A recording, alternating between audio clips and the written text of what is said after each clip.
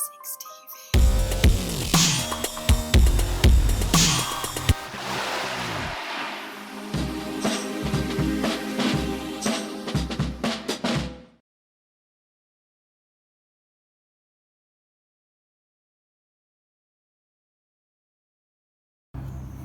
If you have got a power source that's got at least, where you can create at least 3 volts, you've got the potential for a fire.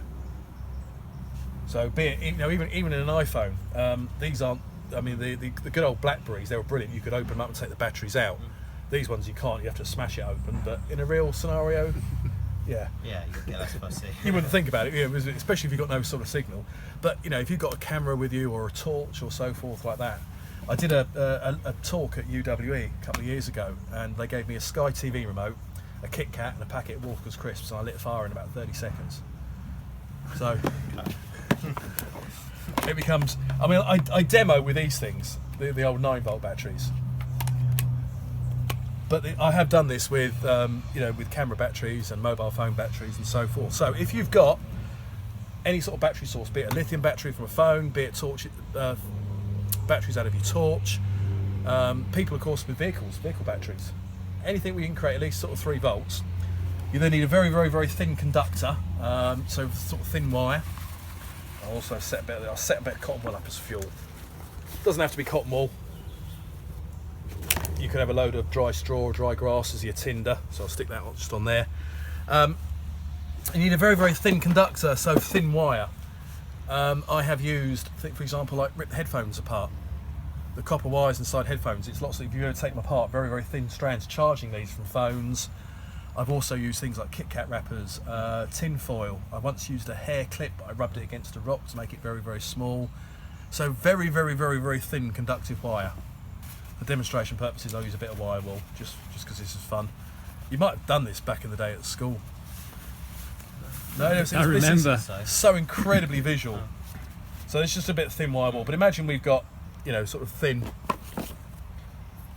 Well, for example, I often use these sort of things. Because if you look with these, it's foil, but it's paper backed, and you can actually kind of cut these into like the shape of like an old fuse, so it kind of goes like this and thin in the middle.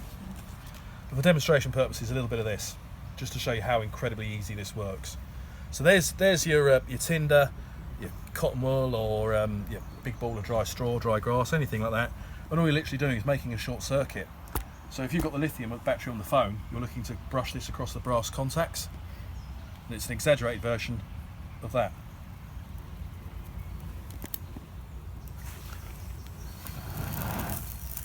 And you're on.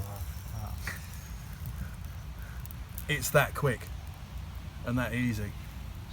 And it's overlooked, but it's a realistic scenario. People are far more likely to have something on them with a couple of volts in it than they are to try and learn the ability to sit there and with the paper.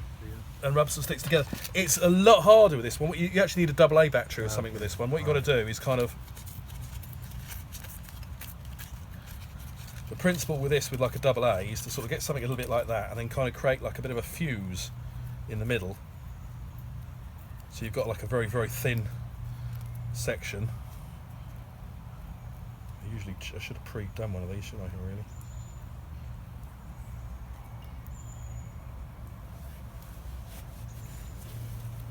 And you can... If you've ever watched Orange is the New Black, they did it in one of the episodes on there, and they actually do it in America. It's called a prison lighter. Should we be worried about that noise? But the principle is kind of the same. This probably won't work like this because it's a bit sort of rushed, but the idea is to kind of create a fuse system so that the power kind of runs through. I doubt that will get hot enough like that, but the principle works very much the same. It's literally just getting the metal so hot that it will actually either ignite the paper or even do that. If I can find a AA battery later this evening, I'll trim one into shape for you so you can have a look and have a go. But the electrical one is overlooked, but it's real. There's a wonderful story of a young couple in Australia who hired one of these Jeeps, went across the Alps, stuck in the middle of nowhere, and they ended up using some leads off the battery, and they kind of soaked their clothing in a bit of diesel, got a little fire going, set fire to the spare wheel, so they eventually attracted the search planes. But people get stuck out there every year.